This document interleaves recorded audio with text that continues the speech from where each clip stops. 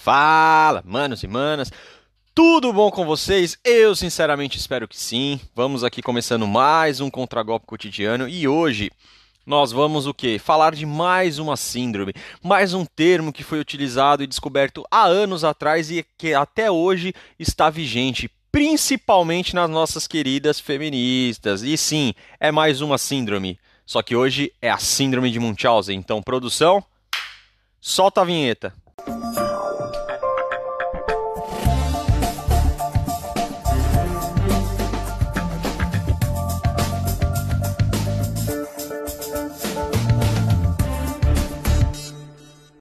Ai, Matheus, mas mais uma síndrome, ai, que saco.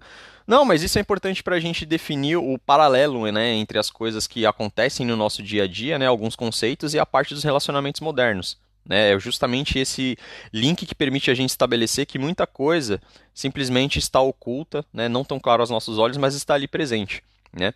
E só fazendo uma breve descrição antes de ir para a parte da definição, é que a síndrome de Munchausen recebe esse nome em homenagem a um barão antigo, né, se eu não me engano ele é alemão, e levou esse nome porque essa pessoa era conhecida como, tipo, alguém que ficava contando muitos mitos, né? Algumas pessoas que ficavam contando histórias meio falaciosas, né? E cheias e mirabolantes, assim. Então, essa síndrome acabou levando esse nome, né? Um médico depois, se não me engano, chamado Dr. Richard Asher, ele acabou atribuindo esse padrão de comportamento nas pessoas que apresentam os sintomas que eu vou falar para vocês aqui, esse nome de que a pessoa estaria sendo diagnosticada com a síndrome de Munchausen. Podemos defini-la como sendo caracterizada pela produção de sintomas físicos pelo indivíduo de forma intencional, para que esta receba tratamento especializado. Entre as características da síndrome, podemos citar a mentira patológica e a peregrinação entre hospitais. E, como eu falei para vocês, os sintomas, quais seriam esses sintomas, né? Então, seria a produção ou simulação intencional de sintomas e sinais físicos, o papel de doente que motiva o comportamento e a ausência de incentivos externos para o comportamento, ou seja, ganho econômico, fuga da responsabilidade legal ou melhora de bem-estar físico. Ok, Matheus, e como a gente faz para identificar essas pessoas? Novamente, vocês vão perceber que eu vou continuar aqui a leitura, mas, novamente, todo mundo dá sinais, então super importante você ser detalhista e atento às nuances. Como que a gente realiza o diagnóstico de uma pessoa com essa síndrome? É bastante complexo e exige atenção a detalhes para além de critérios clínicos. É imprescindível que se conheça o histórico médico do paciente, observando os lugares de intenção nos últimos anos e os motivos de saída do hospital, pois grande parte dos pacientes nessa condição abandona o recinto contra a orientação médica. Que importante. Daqui a pouco a gente vai fazer o link. Mas vamos lá, o que geralmente acontece? Então é incompatibilidade das histórias contadas, comportamentos autodestrutivos, respostas aos tratamentos de placebo e exacerbação dos sintomas quando o paciente sabe que está sendo observado. É importante ressaltar a semelhança das características com alguns sintomas de adoecimento psicótico, como a esquizofrenia. Todavia, não se pode descartar a possibilidade de associação da condição de transtorno de personalidade, também conhecido como borderline. Ai, Matheus, e qual que é a relação disso com os relacionamentos e com o feminismo? Calma que a gente vai chegar lá. Então, agora que a gente já sabe a definição, sintomas, diagnóstico e algumas consequências, é possível a gente traçar um paralelo com esses dois assuntos. Então, se vocês observarem, no último episódio a gente falou muito sobre o comportamento narcisista, certo? Que é uma coisa preponderante na síndrome de Estocolmo. Na síndrome de Munchausen, o comportamento preponderante é o comportamento de vitimismo, que é outro também muito utilizado pelas feministas, né? Onde vocês também puderam evidenciar aí recentemente no debate, né, entre as feministas e a galera Red Pill. Então, se vocês observarem, né, foi nítido esse comportamento, onde tudo e qualquer coisa que você usa como crítica ao comportamento da mulher é sempre ou é culpa do sistema, ou é culpa do homem, ou é culpa da rede social, ou é culpa do tempo, ou é culpa do cachorro, ou é culpa do vizinho, ou é culpa da grama, ou é culpa do sol, mas nunca é responsabilidade da mulher. Jamais. Então, sinceramente, eu não entendo que empoderamento é esse, que ao mesmo tempo que você pode tudo, você não é responsável por nada. Então, assim, fica uma completa incongruência, né, e uma falácia de que, na verdade, você seria um ser completamente independente, até porque parte-se do princípio que independência acompanha uma outra palavra chamada responsabilidade, bem como liberdade e bem como poder. Ambas envolvem a palavra responsabilidade. Se você não se responsabiliza pelo que você faz, naturalmente das duas uma, ou você tem problemas mentais ou você é uma criança. Eu acho que são essas duas situações onde uma pessoa é completamente desprovida de responsabilidade. E eu acho com certeza que não é nesse quadro que as feministas querem se enquadrarem, apesar do seu discurso completamente hipócrita e falacioso. A relação que a gente pode também fazer com a parte dos relacionamentos é alguns casos, por exemplo, de desequilíbrio, de instabilidade emocional, né? Questão também com falsas acusações, com ferimentos auto-infligidos, né? Então vamos falar um pouquinho sobre tudo isso. Geralmente, esse tipo de síndrome, né, é sempre quando a pessoa se coloca deliberadamente numa posição de desvantagem, ou seja, o tempo todo ela é a coitada, o tempo todo ela é a vítima da história, ela é oprimida, ela é a injustiçada, o tempo todo. Não importa o que aconteça, mesmo quando ela é protegida, mesmo quando ela é favorecida, o tempo todo existe essa necessidade de se autodiminuir justamente para que as outras pessoas sintam pena, dó, compaixão, enfim, de forma a manipular o discurso, né, e ganhar a empatia das pessoas de uma forma fajuta, certo? Dito isso, é questão de desequilíbrio e instabilidade emocional. Então a gente vê hoje que existe um certo desequilíbrio em algumas das mulheres, né, justamente que ficam criticando o tempo todo a questão da masculinidade tóxica, mas que na verdade refutam a existência da possível feminilidade tóxica, né? Então, assim, o tempo todo a culpa é do homem. Então, por exemplo, inclusive a gente viu no debate que aconteceu, quando as feministas pegaram e falaram assim, ah, mas você não pode responsabilizar uma menina que usa o Instagram para tirar foto sensual para se promover. Não, tem razão, a gente não pode responsabilizar, né, assim, porque ela é a oprimida, ela é a culpada, ela é a tadinha, ela é a inocente da história, né?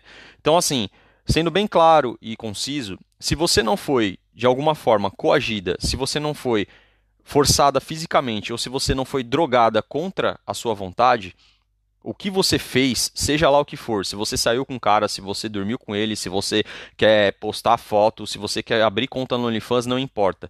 Salvo essas três situações, a responsabilidade do que você fizer na sua vida é única e exclusivamente sua e você tem que arcar com as consequências. Isso faz parte da vida adulta de uma pessoa independente e madura.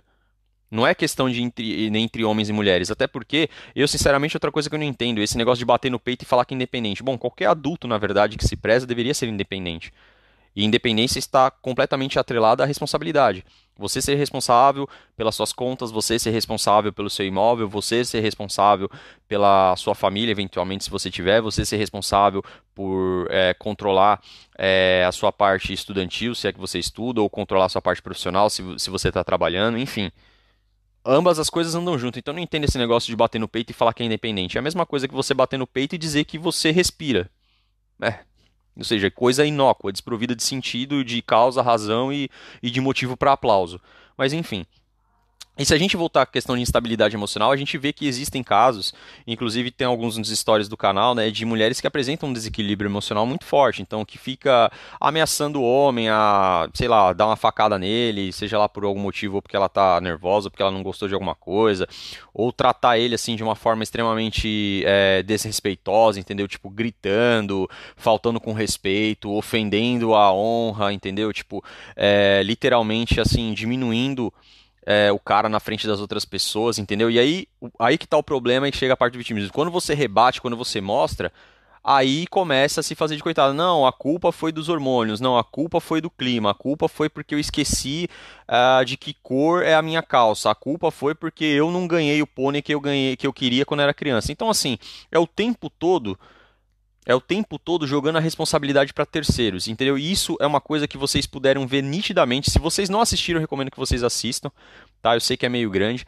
A questão do debate entre Red Pills e feministas que aconteceu aí no podcast Inteligência Limitada, porque é basicamente uma das pautas, né, que eu usei para construir o episódio de hoje para vocês, tá bom? Ou pelo menos veja os melhores momentos, ok?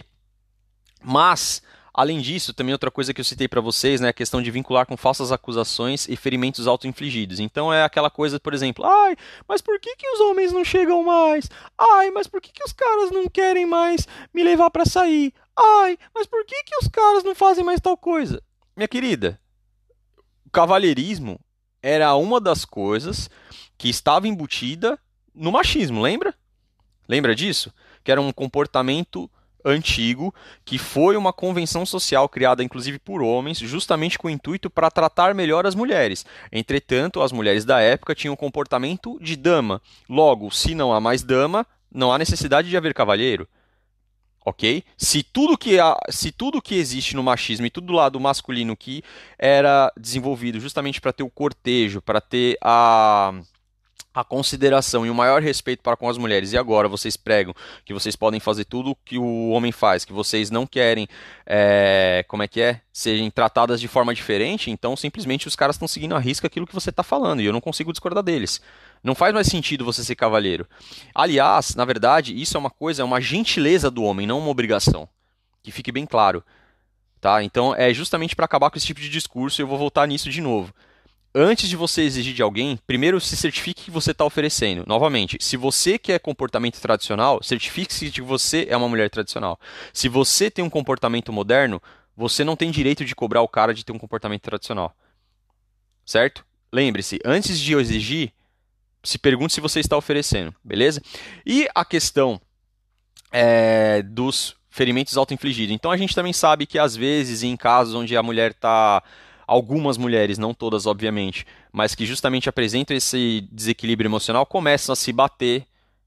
Eu já vi vídeos referente a isso, começam a forjar possíveis ferimentos justamente porque sabe a implicação das leis, que também foi um episódio aqui, que pesam mais sobre o homem, ou seja, onde basta a palavra de uma mulher, mesmo que não seja provado, mas o cara pode tomar uma medida protetiva, pode ficar preso, entendeu? E mesmo que ele não tenha uma consequência jurídica, ainda assim o dano moral para ele vai ser muito alto, entendeu? Porque até o cara conseguir provar que ele é inocente, partindo do pressuposto que é nesse cenário, a imagem dele, de certa forma, vai ficar manchada. Se ele for acusado de agressor de mulher, se ele for acusado de estupro, né, vocês já sabem o que de mulher, ou violentador de mulher, esse tipo de coisa, né? Então esse tipo é um tipo de pecha que mancha a imagem do cara para toda uma vida, né? E fica difícil de você limpar, por mais que você pregue que é inocente, né? Então é um tipo de dano moral. E a questão dos vínculos com as falsas acusações, né, que é a questão do, por que que os caras não chegam, por que que os caras não fazem isso, ou é simples, também tem implicação na lei, porque se o cara chegar de uma forma, por mais que ele seja educado, respeitoso, mas a mulher, vamos dizer assim, ela não está predisposta a conversar com aquele cara, certo? Ou ela não gostou dele especificamente por alguma questão de característica, pessoal ou não, e detalhe, você tem todo o direito de ter os seus critérios, só não reclame quando os homens tiverem os dele, beleza? Por algum motivo, e além disso, ela tiver num dia não muito legal e ela resolver te acusar, novamente, você pode ter implicações jurídicas e você, se não tiver implicações jurídicas, você pode acabar sofrendo coisa pior, como por exemplo, você pode sofrer um linchamento, inclusive dos outros homens, entendeu? Porque vai entender que você está importunando a menina quando na verdade você não está, ou que você está, sei lá, sendo de alguma forma desrespeitoso quando eventualmente você não foi, entendeu? E eu quero deixar uma coisa bem claro. Quando o cara for desrespeitoso e quando ele estiver importunando, a mulher sim tem que se afastar, e se o cara insistir, esse cara realmente tem que ser punido, tem que ser observado, certo? E tem que ser repreendido, ok? Dito isso, também existem casos em que há sim as falsas acusações, há aquela, vamos dizer assim, aquela má intenção de prejudicar, entendeu? Não estou dizendo que não existe, estou dizendo que há a possibilidade, certo? E também a gente sabe que no fundo existe sim de tantos casos que a gente vê aí pela internet. Outra coisa que também foi citada, e essa parte vai ser interessante da gente comentar, é a questão da incompatibilidade de histórias contadas, né? Porque assim, você nitidamente observa que existe toda uma hipocrisia, uma ginástica mental e um malabarismo intelectual para se fazer entender, ou seja, você escolhe quais são as partes que te interessam e você descarta aquilo que não interessa. Vou mostrar um exemplo também relacionado ao debate que tem a ver com a síndrome de Munchausen, né? Ou seja, o tempo todo você é a vítima da história. Você nunca é errada e você sempre parte do pressuposto que o outro é o agressor. Um caso claro que ficou ali nesse debate foi principalmente quando ela citou o seguinte argumento: ah, mas porque quando eu entro num Uber com um homem, eu fico com medo, né? Tipo, eu tenho receio, porque na verdade todo homem é um estu em potencial. Então, vamos analisar isso. Na realidade, tá? Não no mundo da fantasia onde elas vivem. Mas vamos lá. Você já parte do pressuposto, sem você conhecer a pessoa, de que ela já vai te causar algum mal, tá? Isso é um distúrbio. Isso precisa de tratamento, certo? É exatamente como foi dito aqui em um determinado turno. Assim, é um transtorno psicótico que vira a esquizofrenia, ou seja, você vive numa realidade paralela e você precisa se convencer que isso é verdade. E tenta convencer os outros disso também, certo? Então, assim, é um sintoma claro de problema mental, ao meu ver nisso. E outra coisa, você ignora o fato de que ali muitas vezes está um pai, está um irmão, está um amigo de alguém, entendeu? Está simplesmente um trabalhador querendo ganhar o seu ganha-pão, certo? Para trazer sustento para si mesmo ou para sua família, para os seus filhos, inclusive para a esposa, tá? Porque pasmem, muitos caras também trabalham para ajudar a família e para sustentar a família, que inclusive geralmente tem uma mulher no lar, uma mulher. Não se esqueçam disso, tá? Quando vocês abstraem, porque parece que os homens vivem no mundo só com os alienígenas. Não existe mulher, né? Então, assim, de novo, assim, é uma ginástica mental. Inclusive, eu até estava falando esses dias com uma pessoa que eu estimo muito, né? Falou, pô, Matheus, a gente hoje está numa época que a gente precisa falar o óbvio. Cara, hoje a gente precisa convencer as pessoas de que a grama é verde, a gente precisa convencer que o azul é azul, que o ar não é possível de se ver, mas existe. É umas coisas assim absurdas, cara. Mas enfim, voltando. Outra coisa, então já parte desse pressuposto. Então eu gostaria de fazer a seguinte reflexão. Já que você afirmou isso, vamos permitir que, assim, se colocar no seu lugar. Vamos supor que ali, você feminista que falou esse absurdo, que pra mim é um completo, assim, é, desserviço à tentativa de reaproximação dos sexos, né? Na verdade é simplesmente uma pauta política, né? E uma pauta, assim, desprovida de qualquer tipo de razão e de embasamento em qualquer coisa que seja, a não ser no seu sentimento doentio de culpar os homens por tudo. Mas vamos lá. Vamos imaginar que esse motorista do Uber, na verdade, seja o seu pai, ou seja o seu irmão, seja o seu primo, ou seja o seu amigo. Ou inclusive, para as mulheres que estão me escutando, seja o seu marido, ou seja o seu namorado. Você acha mesmo que seria bacana esse cara ser enquadrado sem ele ter feito absolutamente nada? Ele está lá trabalhando, automaticamente, só pelo fato dele ser homem, ele já vai ser considerado como um estu em potencial?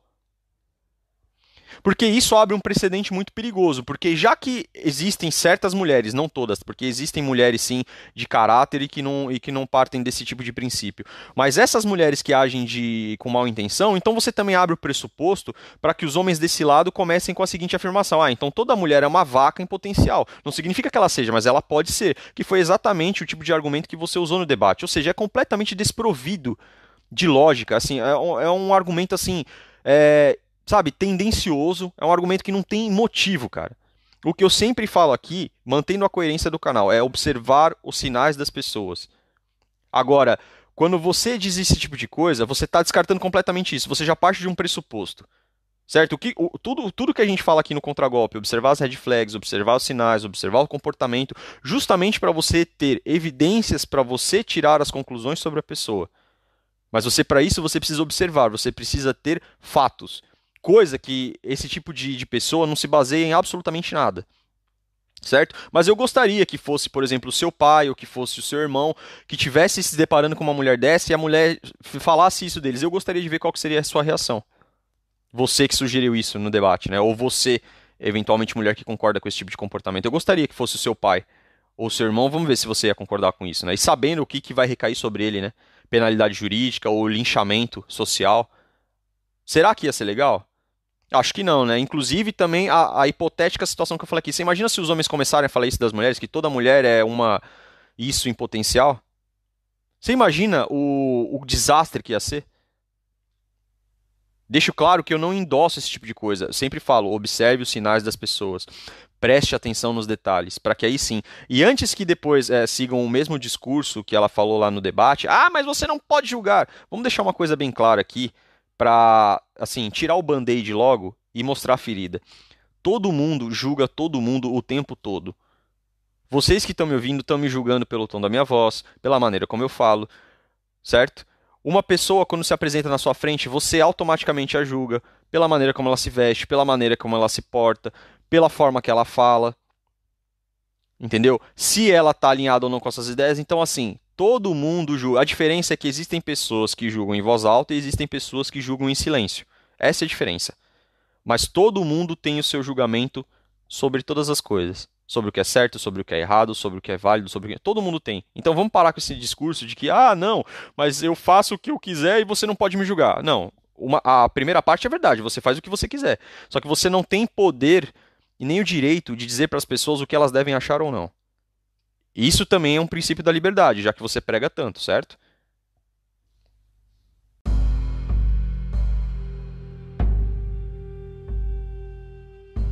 A referência que eu trago hoje para vocês é a Bianca Lauri. Eu acompanho o conteúdo da Bianca também já há algum tempo, né? Não tão assíduo ultimamente, mas eu acompanhava ela mais de perto há meses atrás. E eu acho que ela faz um serviço muito bom, né? Na verdade, um trabalho muito bem feito de reaproximação dos sexos. Para mim, destacando duas coisas principalmente no trabalho dela, né? A primeiro, a questão do amor externo, que é justamente o oposto, que prega esse comportamento de amor autoderivado, né? Que é o narcisismo do tempo todo de você ficar se exaltando, deixando claro que isso é bem diferente de autoestima. E a outra coisa também que é a questão do comportamento diferente entre homens e mulheres e os reflexos disso. Então, vou dar dois exemplos aqui de coisas que eu acho interessante no trabalho dela. Primeiro, que a questão do amor externo, né? Então, eu vi um post dela, inclusive eu até coloquei nos stories do canal, há um tempo atrás, que ela falava sobre a questão de fazer pelo outro, né? Então, ela citou, é um exemplo, né, só, mas ela cita assim, eu acho bacana você ir para, por exemplo, para academia e eu ficar mais bonita pro meu namorado ou pro meu marido, entendeu? Fazer isso por ele também, porque é uma coisa que eu gostaria que ele fizesse por mim. Novamente, eu acho essa atitude louvável. Eu acho que justamente quando você tem interesse numa pessoa, eu acho que esse é o sentido, entendeu? Inclusive é o que eu sempre falo aqui, que é a questão da reciprocidade, a questão da responsabilidade afetiva, é a questão justamente de dedicação, de esforço, de sacrificar certas coisas um pelo outro, entendeu? Então, nesse ponto a gente tá bem alinhado e eu concordo sim com ela, que eu acho que inclusive dá até para as pessoas assim que realmente se importam com o relacionamento e que encontraram uma pessoa bacana, na verdade isso na verdade dá até um gás a mais, dá até uma motivação a mais, né, do motivo de você realmente fazer as coisas. Eu não vejo isso como problema nenhum. E o segundo ponto do trabalho dela que eu gosto bastante teve uma parte de um recorte que ela estava, inclusive, acho que se eu não me engano, ela estava no podcast, eu não lembro se era o podcast do Júnior, mas que ela explica o motivo do sexo casual ser problemático para a mulher. Entendeu? Tem um estudo onde supostamente a mulher teria um centro nervoso, né, próximo da região do útero, o que faz com que quando ela tem a relação sexual ela desenvolva um apego maior justamente por aquele parceiro, entendeu? Que isso seria da natureza feminina, porque ela fica, entre aspas, viciada na sensação que esse parceiro que ela escolheu causa nela, entendeu? E que justamente com o sexo casual ela acaba perdendo essa capacidade de conexão, essa capacidade de se ligar afetivamente no parceiro e começa a apresentar comportamentos de mais indiferença, de mais frieza, né, de desprezo e aumenta até a possibilidade também de traição. Então essa foi uma coisa que eu achei também interessante, né, todo esse conhecimento também biológico que ela trouxe na parte da discussão e eu acho importante. Bianca, não sei se essa mensagem vai chegar em você, sinceramente espero que chegue. Um abraço, parabéns pelo seu conteúdo e trabalho e tamo junto.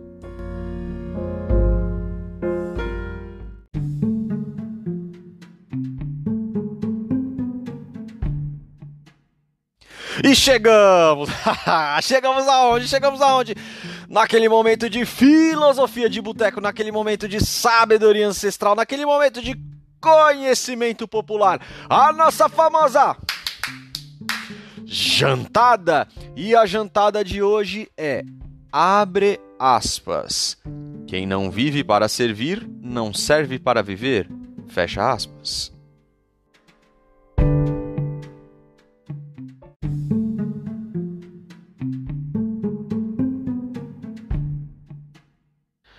Bom, seguindo a risca aí, essa frase bem disseminada, né, e bem famosa popularmente, eu gostaria de destacar duas coisas, né? Primeiro, a questão de relacionamentos.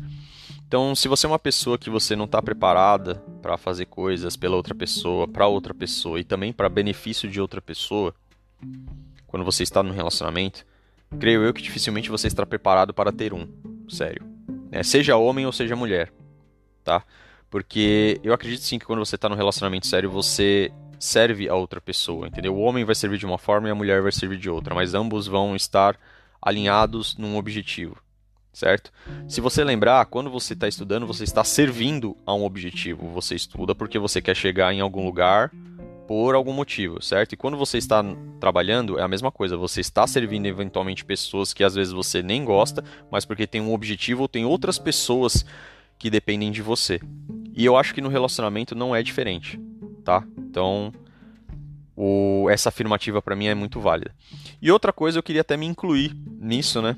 Para a gente também poder tentar fazer algum tipo de contribuição mais ativa. Eu tava vendo um canal no YouTube chamado Todo Dia Podcast, e além de ser muito engraçado, né, do que ele tava falando, e boa parte eu concordo, mas ele fez uma crítica, né, referente ao debate em que o Júnior e o Ricardo participaram, que eu achei bem válida, que é o quê? Ele fez uma analogia com a parte de cinema, né? Então, assim, a indústria do cinema tem uma convenção de que se você não conseguir vender um filme em 15 palavras, esse filme provavelmente não vai ser considerado interessante pelas pessoas. Inclusive, ele até fez uma analogia com o filme do Homem-Aranha, né, dizendo, o que consiste o filme do Homem-Aranha? Bom, é um homem que foi picado por uma aranha, ganha superpoder e vira combatente do crime. Pô, legal. Então só isso já desperta a curiosidade das pessoas. E se você observar no debate, logo no começo, quando o Ricardo explica ali sobre a Red, a explicação ela é embasada, ela tem fundamento, mas ela foi um tanto extensa. E isso pode passar uma mensagem de ser um tanto complexo ou mesmo acabar até sendo desinteressante para um público assim que não é tão assíduo no conteúdo. Então a proposta do Contragolpe Cotidiano, justamente para tentar ajudar nesse ponto, e aí vai depender também da opinião de vocês e da disseminação dessa ideia, é o seguinte: como que a gente pode definir a Red Pill? Ao meu ver, a Red Pill pode ser definida no seguinte termo. É o despertar realista para a dinâmica entre os sexos. Somente isso. Antes de encerrarmos, sempre vale o lembrete. Sim, Matheus, sim, Matheus. Então, vamos lá. Não se esqueça de seguir o canal no Instagram, @Contragolpe Cotidiano, bem como também nas outras plataformas, né? Agora estamos aí no Amazon Music, no Google Podcasts e também, principalmente, no Spotify, tá bom? Vocês podem entrar em contato comigo pelo direct do Instagram ou também pelo e-mail do canal, contragolpecotidiano@gmail.com. Pode mandar relato, pode mandar alguma situação ou qualquer outro tipo de coisa para enriquecer a análise ou mesmo se eu conseguir ajudar vocês de alguma forma, tá bom?